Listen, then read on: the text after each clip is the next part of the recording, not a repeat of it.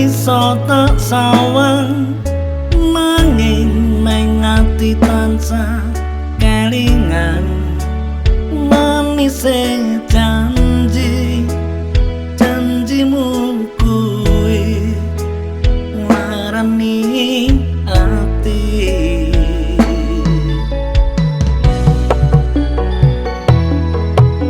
senajan aku lara ning sekuat nyangga ratu sing ana ndada perih rasane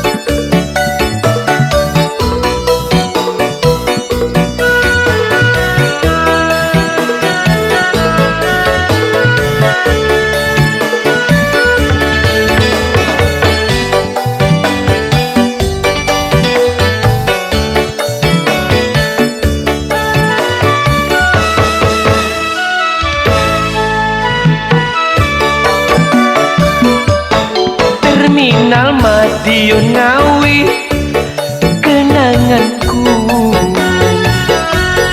ora bakalan aku ngelaleke. Biyen aku duwe pacar anake Pak Tukiran bakul pecel ana ning pinggir prapatan. Terminal Madiun Ngawi gentolanku ora bakalan aku ngelaleke. Biyen jaman semono kowe janji karo aku, nanging nyatane kowe ngingkari janjimu.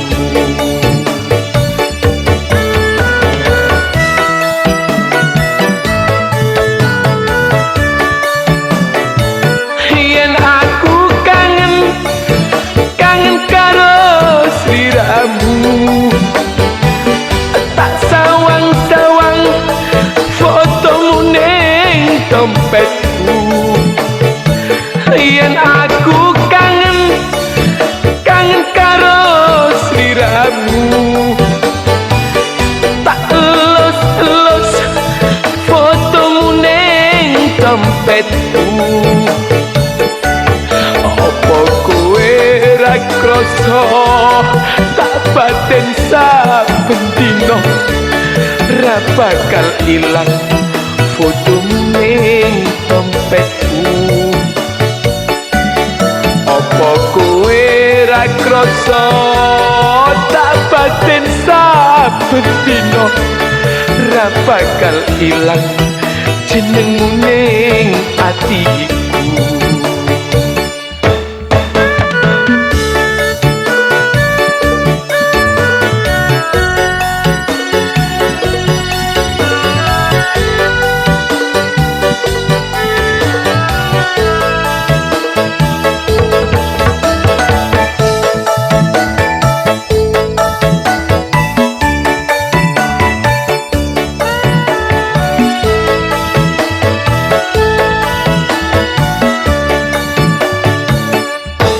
Terminal Madiun Ngawi gentolanku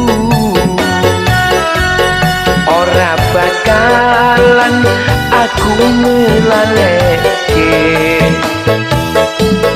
Biyen jaman semono kowe janji karo aku, nanging nyatane kowe ngingkari janjimu.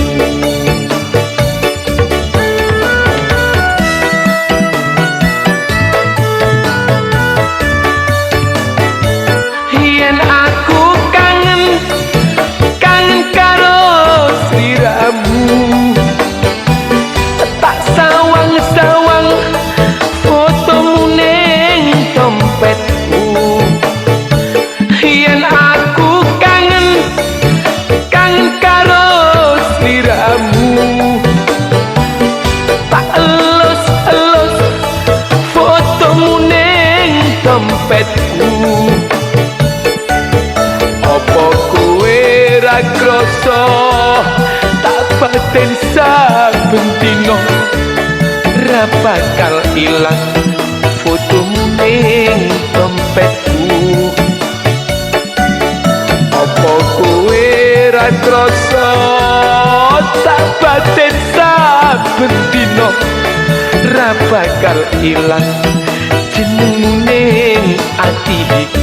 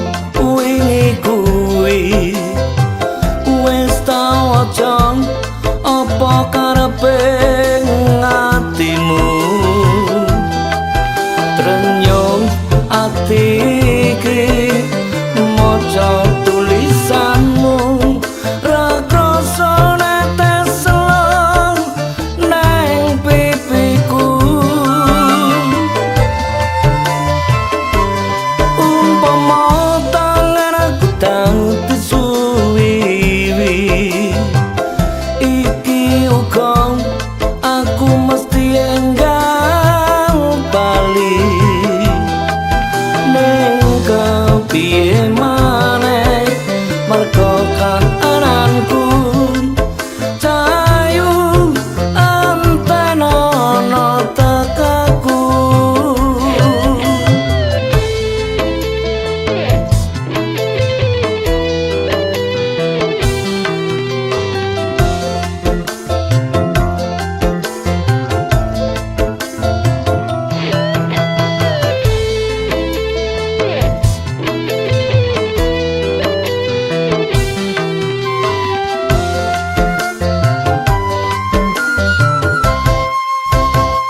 ramai dong sapa wong sing ora kangen atau pecong pengen turu angel merem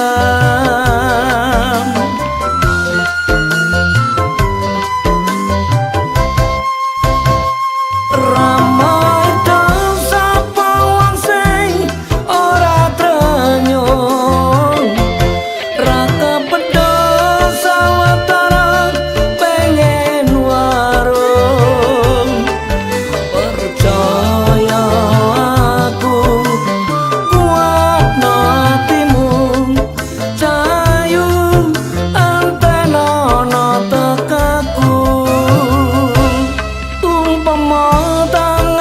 tanti suwiwi iki ukang aku mesti enggal bali neng kepiye maneh mergo kananku cahayu antenono tekaku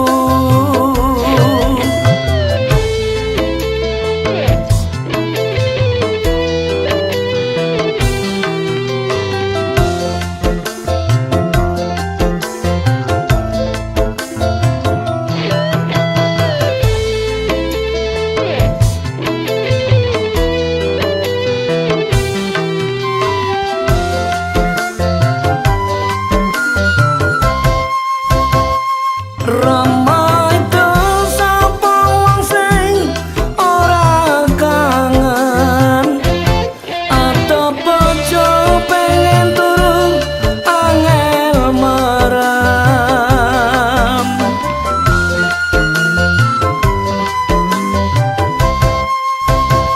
ramai dong sapa wong sing ora trenyong raka percaya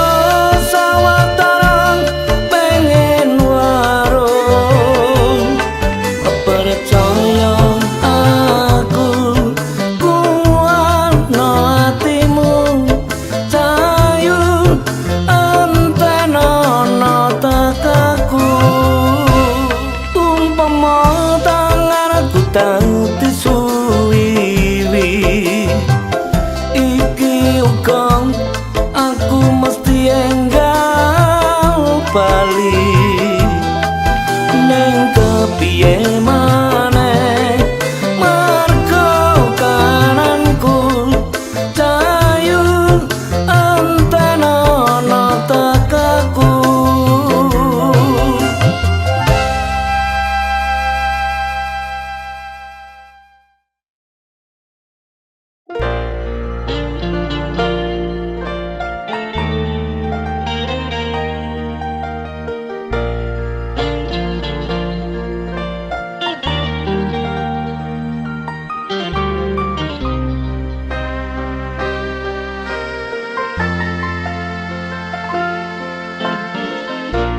swara angin sing raridu ati ngelingake sliramu sing tak tresnani pengen nangis ngetokke aluh neng pipi swara weruh senajan mung ana ngimpi ngalem neng dadaku tambah nono rasa kangen ning atiku ngalem neng aku ben rada dalu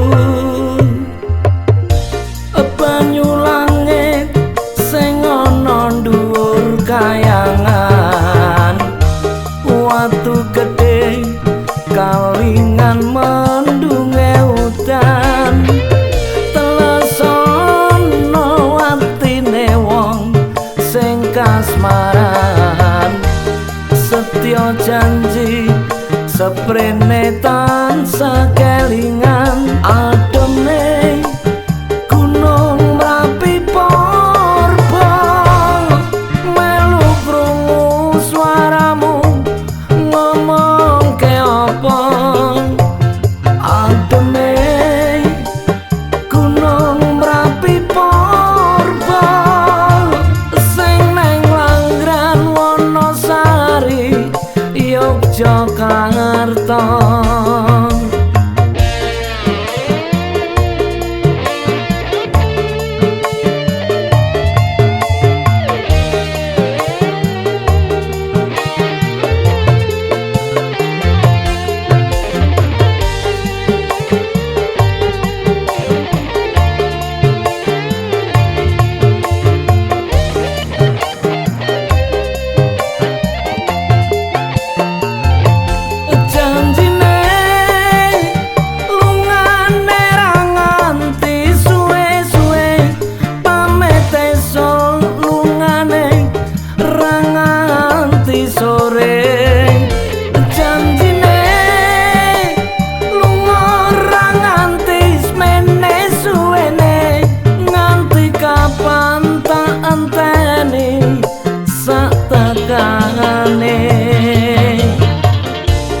Udan krimes telesono klambi iki jroning dada ben ra garing ngekep janji ora lames gedene nggonku tresnani nganti kapan aku ora bisa lali ademe gunung Merapi Porba melu krungu swaramu ngomong ke apa ademe gunung Merapi Porba sing neng Langran Wonosari Yogyakarta. Janjine lungane ra nganti suwe-suwe pamete esuk lungane ra nganti sore. Janjine lunga ra nganti semene suwene nganti kapan tak enteni sak tekane.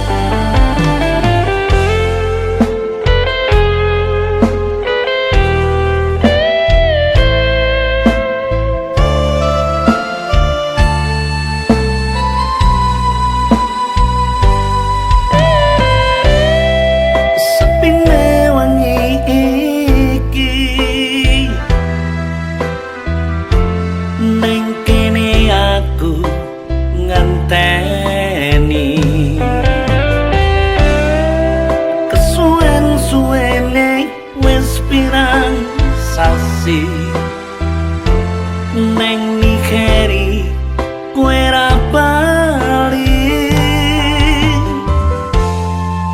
apa aku salah nalika urip sak omah rembulan sing ilo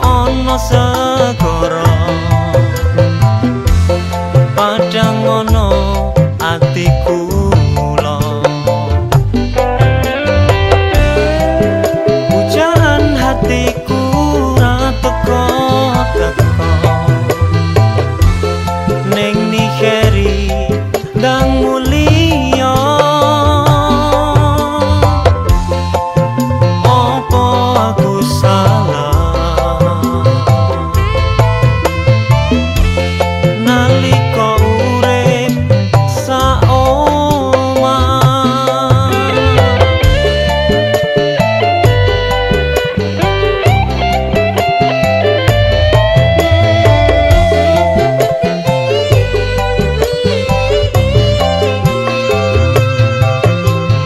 Aku nangis, aku kangen, janjimu mbiyen kowe seneng. Ning mikiri tak enteni kek mulya ning kene aku ngenteni.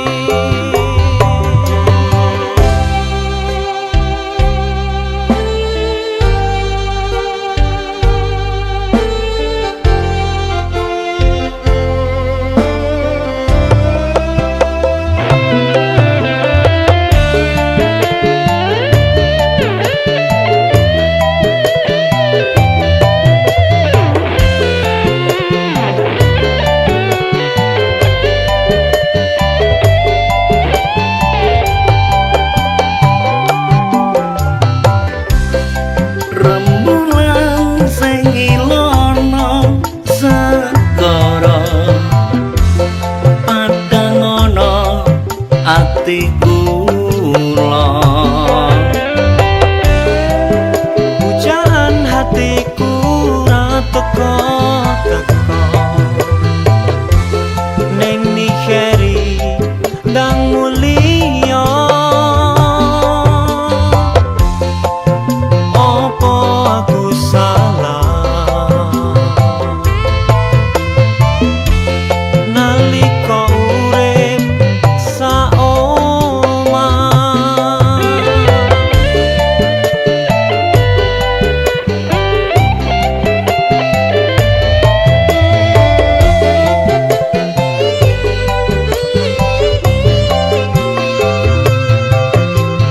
Aku nangis, aku kangen, janjimu mbiyen kowe seneng. Ning mikiri tak enteni kek mulya ning kene aku ngenteni. Ning mikiri keenggal bali.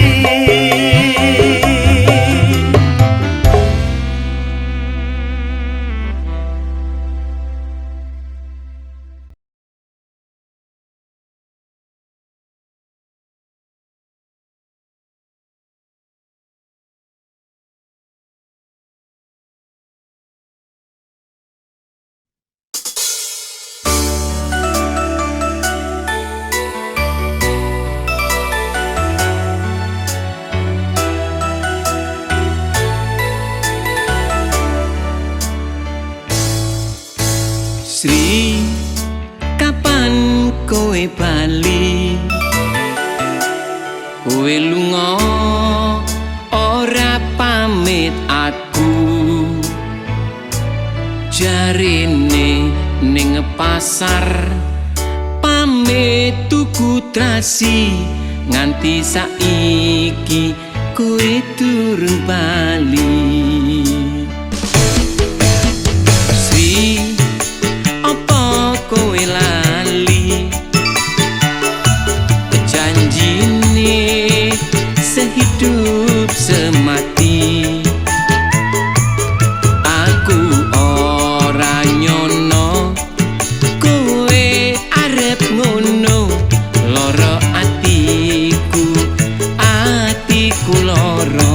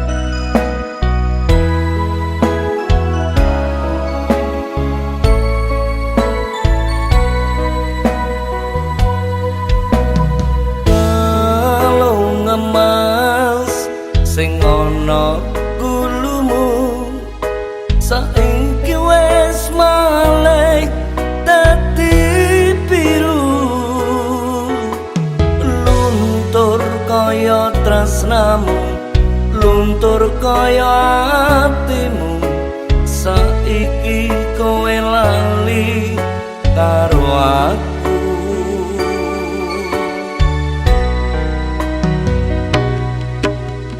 Kalung emas kuwi biyen tak tuku, tak pasrahke mung kanggo sliramu.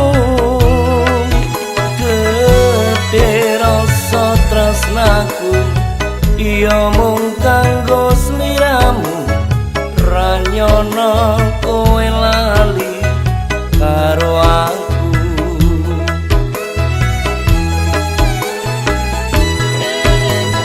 Loro atiku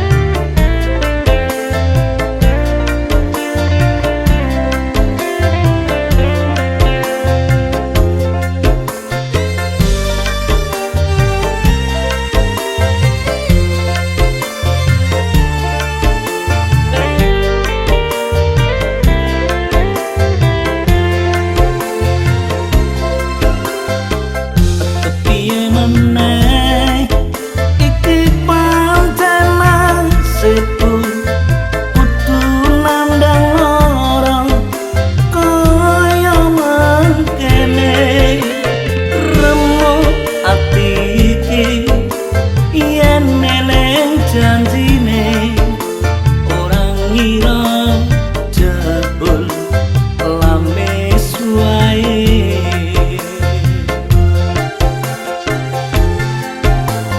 ke apa salah awakku iki kowe nganti tega mblenjani janji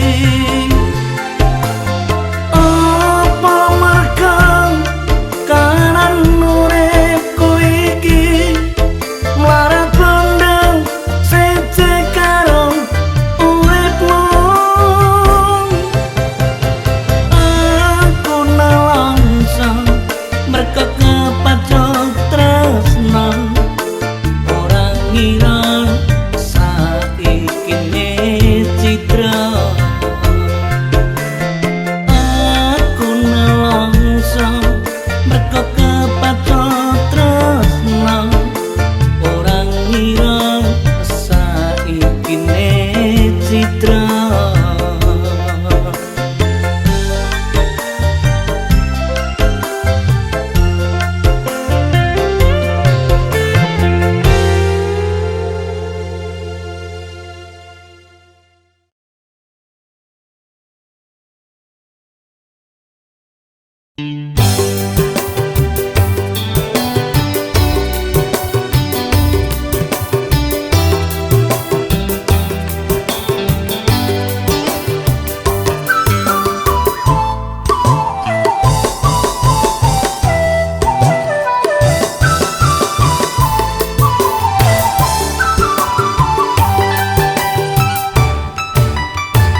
bebasan koyo ngenteni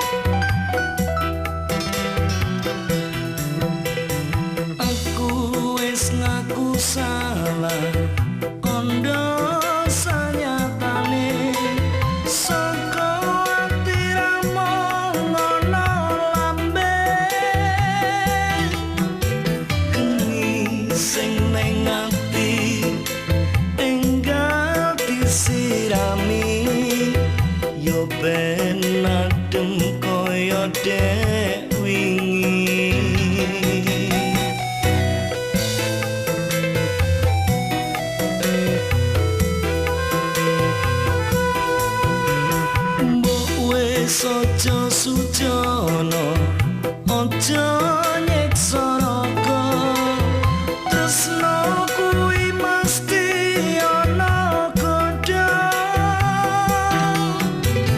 mawa sing neng dodong enggal dileramno ya ben tentrem kaya dek semono.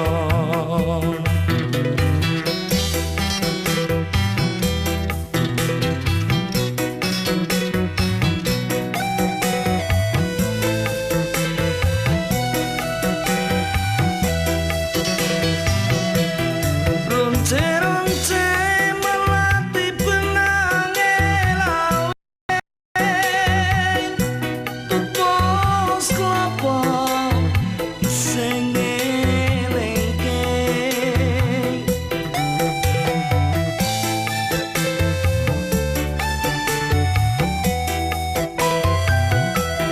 nanti tua aku isih tresno kowe senajan ana kudu sepiro akeh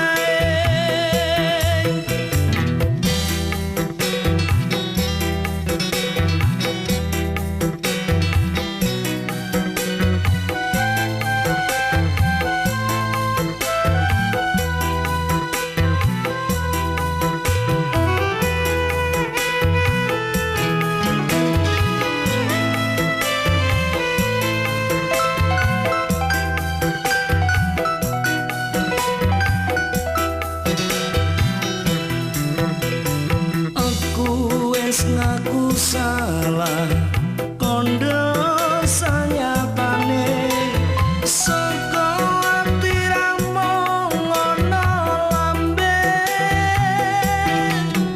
geni sing ning ati enggal disirami ya ben adem kaya dek wingi.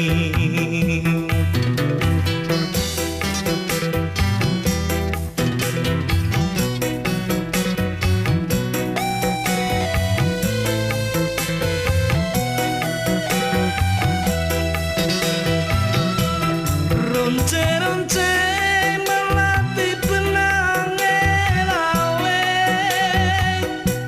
upos klopo iseng elengke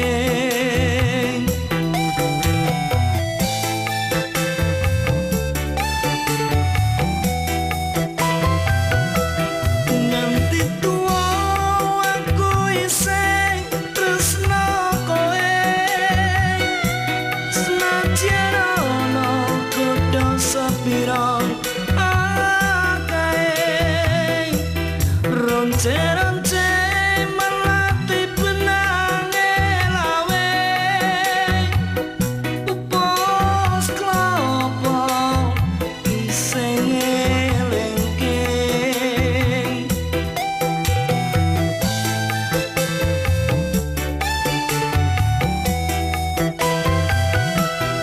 nanti tua aku isih tresno kowe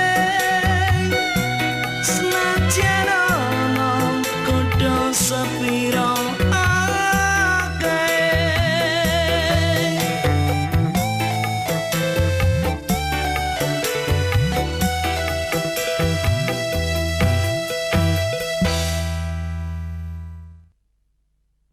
Sepatu kecilnya masih di dekat pintu. Koper pakaianmu sudah tidak ada di situ. Mainan kayunya retak di lantai bisu. Kau pergi tanpa menoleh ke arahku. Dulu kita berjanji menjaga jemari mungilnya. Kini kau mengemas barang dan melangkah saja. Hari ini dia kehilangan senyum hangat ibunya. Esok benci akan tumbuh menggantikan tawa. Sepatu kecilnya masih di dekat pintu. Koper pakaianmu sudah tidak ada di situ. Mainan kayunya retak di lantai bisu. Kau pergi tanpa menoleh ke arahku. Ku melihat aku hancur di dalamku, di cerminku, di cerminku. Ku melihat aku tangis teriakan, hanya aku, hanya aku. Tapi begitu kencang, pagi tak bawa senang. Aku telah terperangkap masalah. Kau yang dicermin, ku tersiksa batin. Masa lalu hancurkan aku berkeping. Kau yang dicermin, terbanglah kau terbawa angin. Ku ingin berpaling, ku melihat aku hancur di dalamku, di cerminku, di cerminku. Ku melihat aku.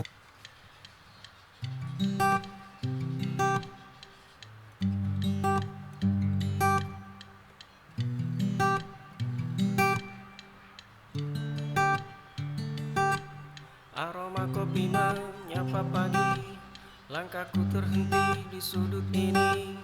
Pandang senyummu di balik meja damai.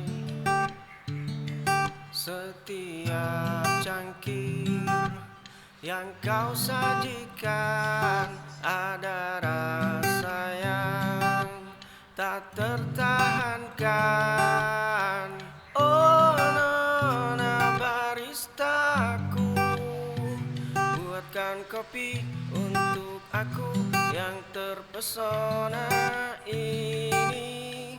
Oh nona baristaku, biarkan aku kagumimu, kalau boleh ku memilikimu.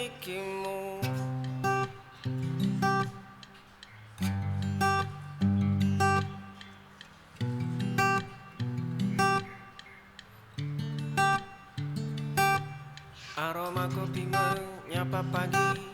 Langkahku terhenti di sudut ini. Pandang senyummu di balik meja damai. Aroma kopi menyapa pagi. Langkahku terhenti di sudut ini. Pandang senyummu di balik meja damai.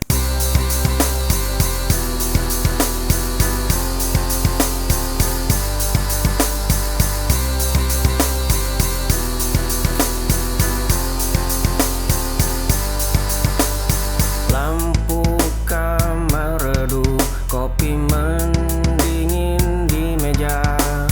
Ponselku bergetar, nama kamu muncul di sana.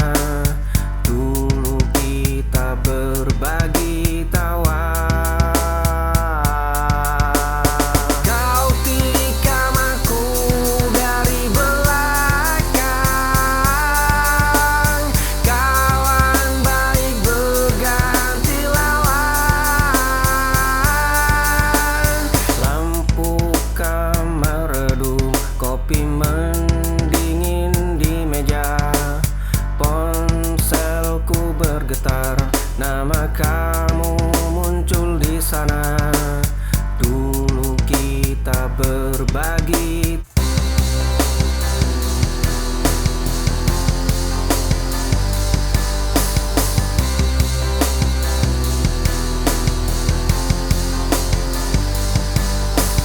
Pintu terbuka tanpa harus mengetuk.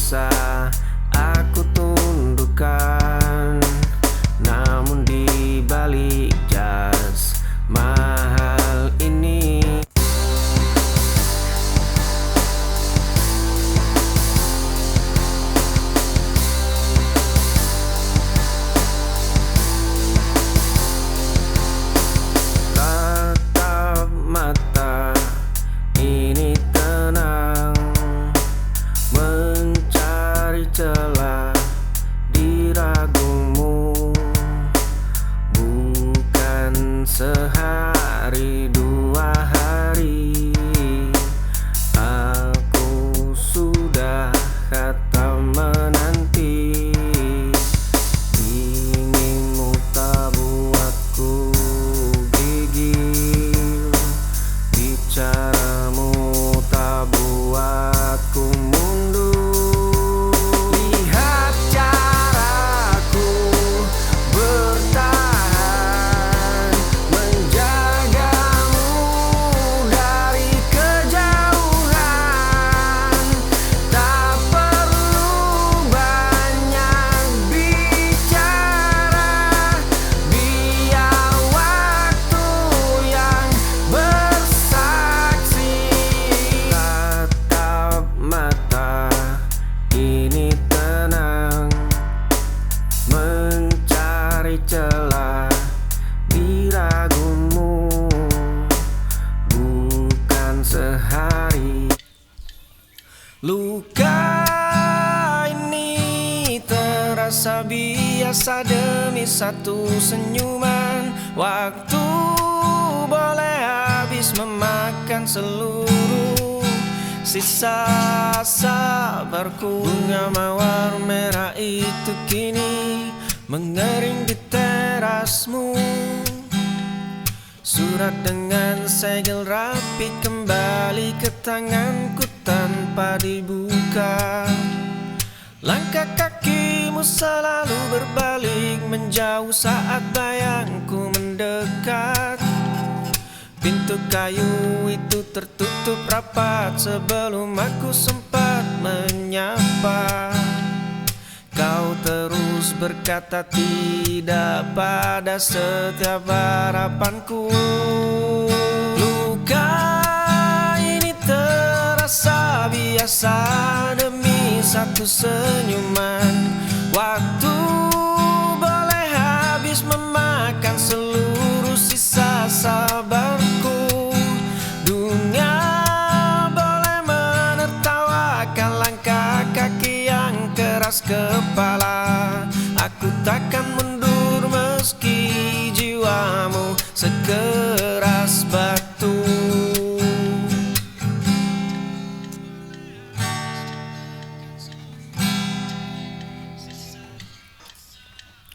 Bunga mawar merah itu kini mengering di kamar sepi meraba gelap malam. Meja kayu menyimpan satu rahasia. Dulu kita berjalan berpapasan, mata jernih bagai telaga tenang. Rambut hitam jatuh di bahu, jemari lentik menyentuh dagu. Hanya kertas ini yang ku miliki.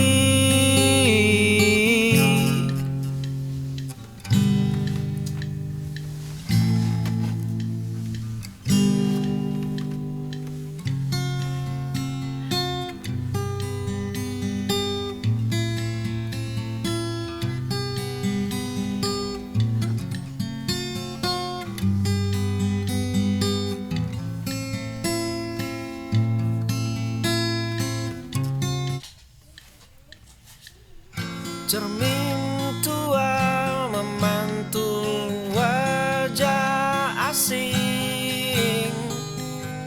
Langkah kaki berhenti di persimpangan. Aku mencari di balik keramaian. Lapis topeng perlahan mulai retak. Arah baru menanti di ufuk.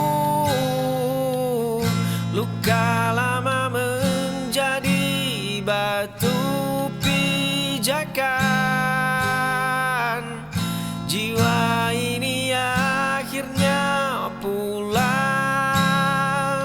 kembali.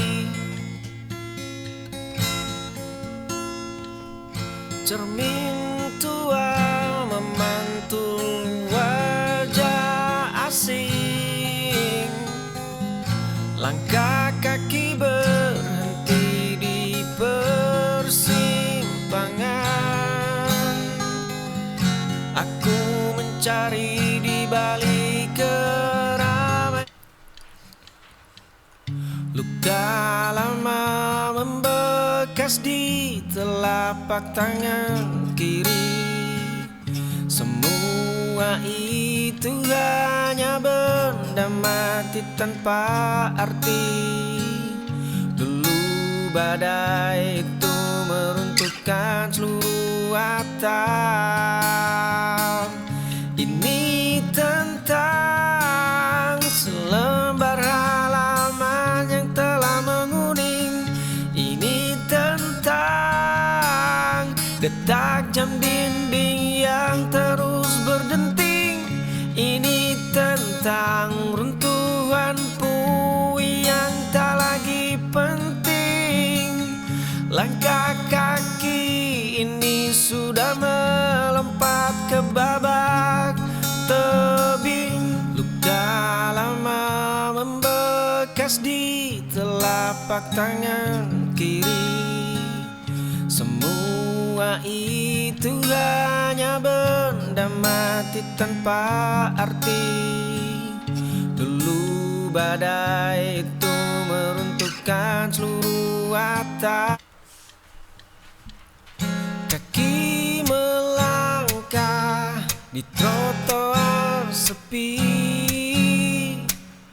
menatap bayangmu di balik kaca.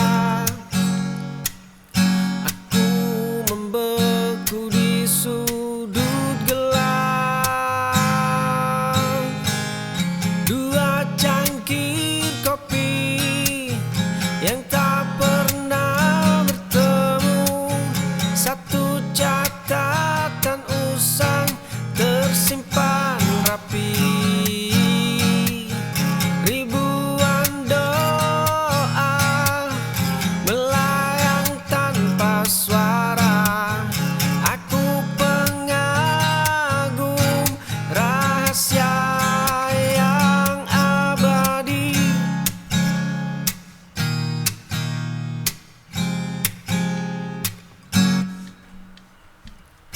Kaki melangkah di trotoar sepi, menatap bayangmu di balik kaca. Aku membeku di sudut. Cangkir kopi ini mulai mendingin. Asapnya hilang di bawah angin sore. Gumpalan awan berarak sangat lambat. Kertas kerja itu ku biarkan terlipat. Saatnya melepas semua beban pundak. Semburat jingga menyentuh permukaan kulit. Dedaunan kering jatuh tanpa suara. Burung-burung terbang kembali pulang. Detik ini hatiku terasa lapang. Cangkir kopi ini mulai mendingin. Asapnya hilang di bawah angin sore.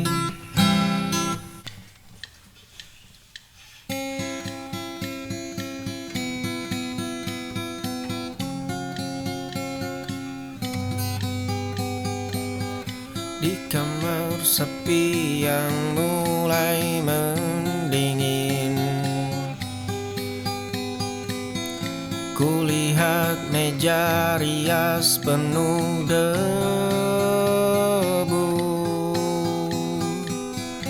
Ada secari kertas berbau parfumnya,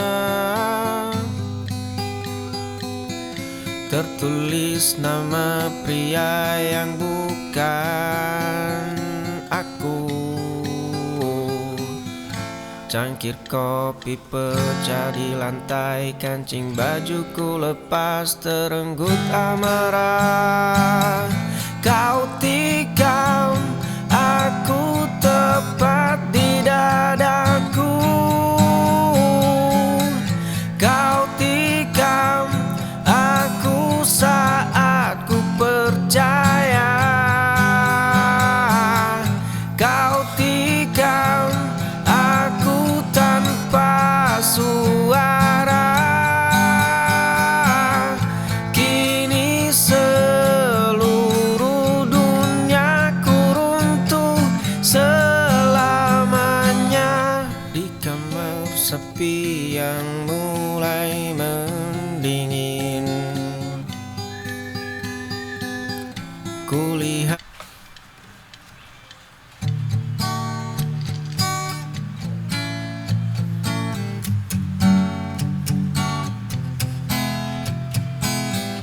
kemarin sepasang sepatu tua mulai melangkah. Debu jalanan perlahan menghapus jejak yang tertinggal. Malam mencengkeram hamparan aspal yang sunyi. Tikungan tajam menyembunyikan semua kenangan lama. Angin dingin malam menusuk hingga ke tulang. Koper tua ini menyimpan sisa hidup yang baru. Langkah kaki ini tidak akan pernah berbalik. Kemarin sepasang sepatu tua mulai melangkah. Debu jalanan perlahan menghapus jejak yang tertinggal.